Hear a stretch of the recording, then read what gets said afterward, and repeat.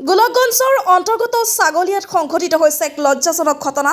এজন যুৱকে কিন্নৰৰ পৰা লুটিলে লাখ লাখ টকা। জানিব পৰা মতে এজন ল'ৰাই কিন্নৰৰ লগত প্ৰেম কৰি বিয়াৰ প্ৰলোভন দেখুৱাই লুটি ল'লে লাখ লাখ টকা। এই ল'ৰাজন হ'ল ছাগলীয়াৰ দ্বিতীয় খণ্ড গাঁৱৰ খলিল শেখৰ পুত্ৰ জাহাংগীৰ আলম।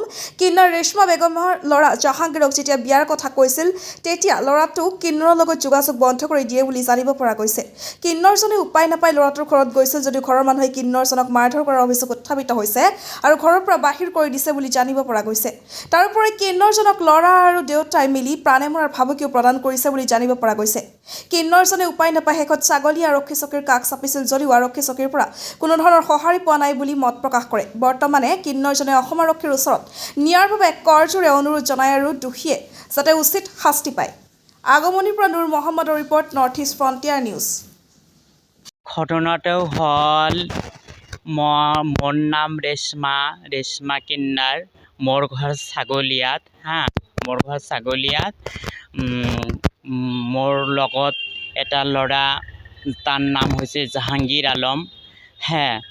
তাৰ দেউতাৰ নাম হৈছে খলিল, মাৰ নাম হৈছে আমিনা। সেইটো ল'ৰাই মোক বিয়া পাতিবলৈ 5 লাখ টকা খাইছে। তাৰপিছত মোক বিয়া কৰাৰ কথা কৈছে। এতিয়া মোক বিয়া চিয়া নকৰিব, বিয়া কৰাৰ লোভ দেখাই 5 লাখ টকা নিল।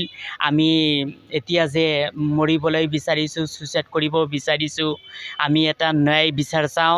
আমি SP ছাৰৰ পৰা এটা ন্যায় বিচাৰ চাওঁ। ছাগলীয়া থানাত আমি গৈছিলোঁ 2বাৰ 3বাৰ গৈছোঁ। আমাৰ কেছটো লোৱা নাই। ছাগলীয়া থানাৰ পৰা কৈছে যে আমি এইটো মিছা কথা কওঁ।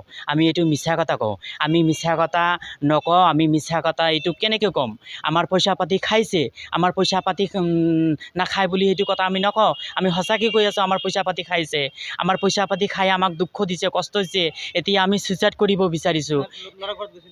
ল'ৰাৰ ঘৰত গৈছোঁ। তেওঁৰ মা দেউতা মোক মাৰিছে, মাৰি ঘৰৰ পৰা মোক ওলাই দিছে।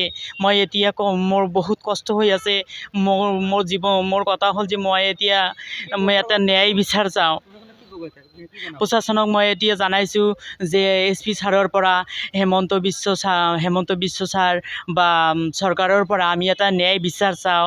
আমাৰ যাতে এটা ন্যায় হয় আৰু ল'ৰাটোৰ যাতে উচিত শাস্তি হয়, যাতে মোৰ কান্দিব নালাগে।